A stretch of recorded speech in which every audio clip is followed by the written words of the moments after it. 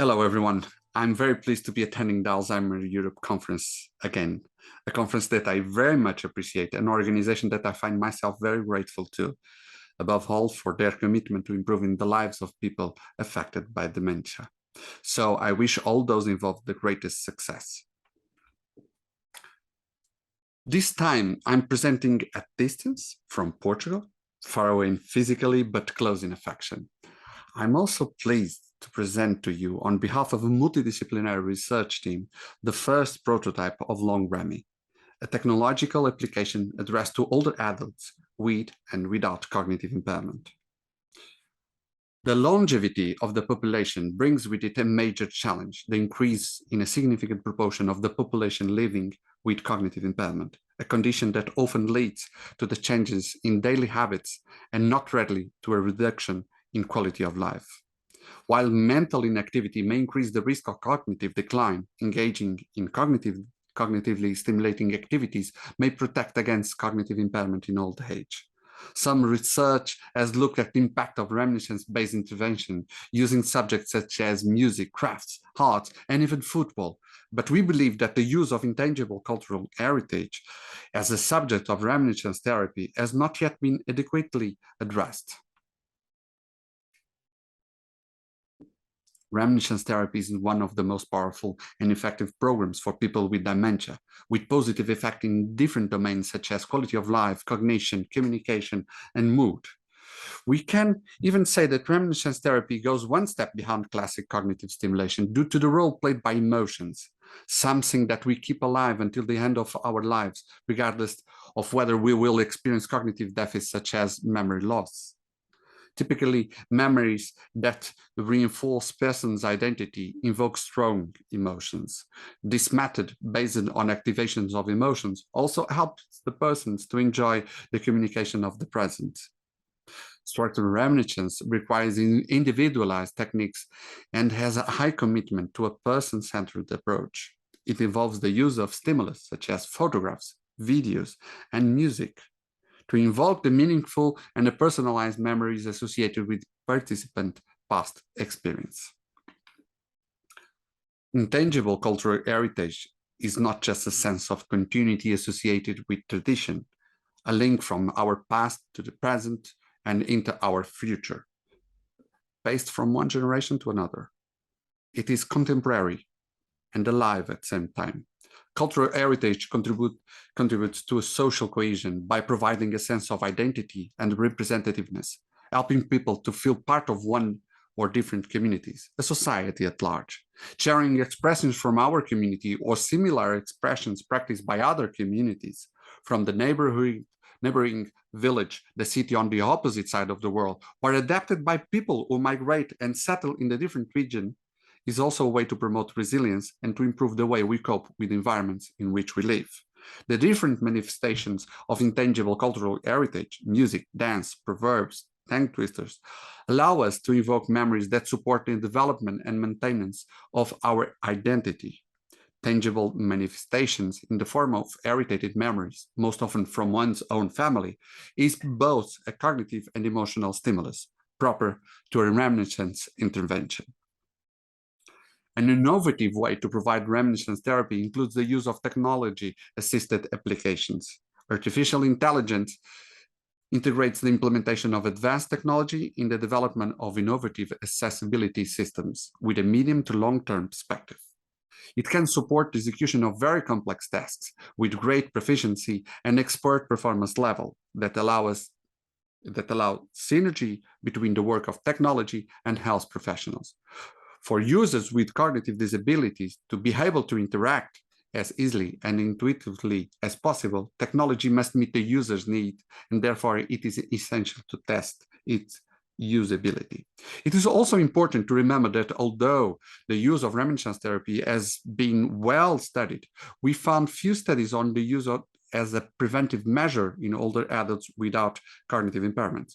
Some more innovative cognitive stimulation programs have used virtual reality in the pre-dementia phases to study whether new technology were applicable in older populations and to assess participation's mood. This prospective multi-center observational pilot study focused on the creation of a new app and combines the three previous presented dementia.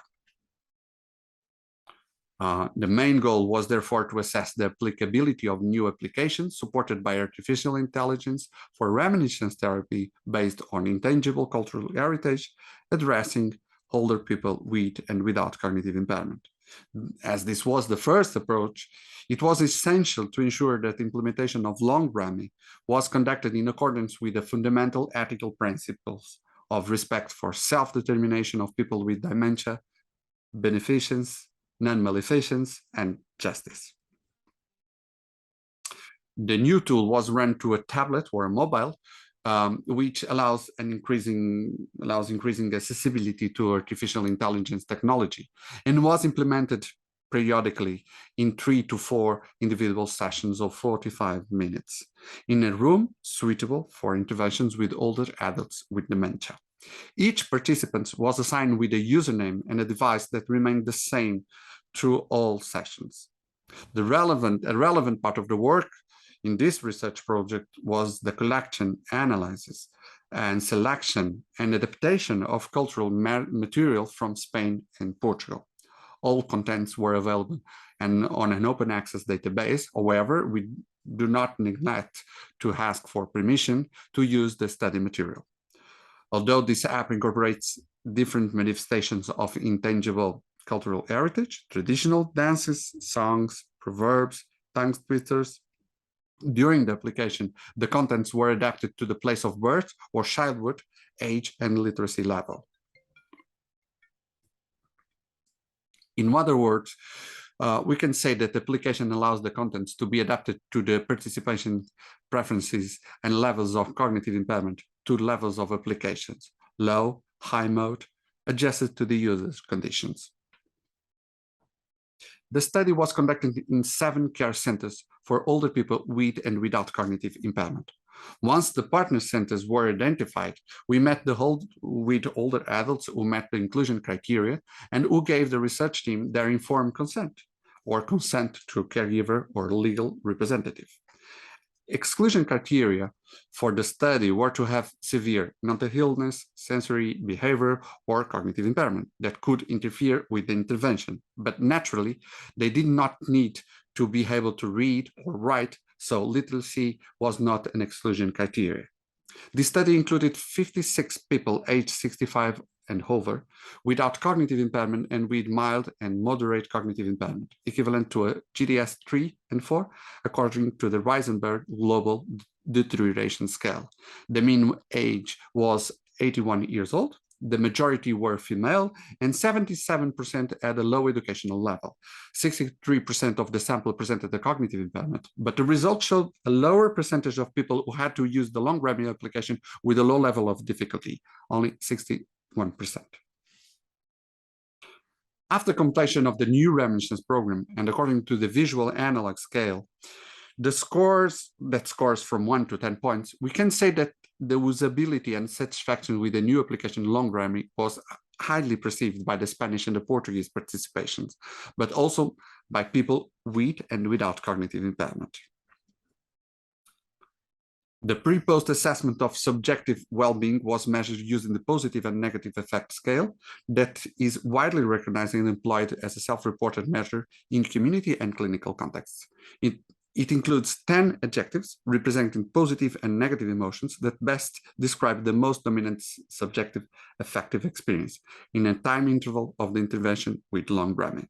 This pre-post assessment reveals statistically significant difference in the positive effect subscale, not only in Spanish and Portuguese contexts, but also among the groups of people with and without cognitive impairment. The low frequencies of negative emotions were maintained. In order to conclude, I would like to mark some summary notes. The development and assessment of psychosocial interventions designed to benefit older adults is a topic of growing interest. Technological applications are an innovative way to providing reminiscence therapy and should meet the needs of the users. Intangible cultural heritage as a basis of such a therapy had not yet been explored. Therefore, we decided to evaluate the applicability of novel technological applications supported by these 3 dimensions.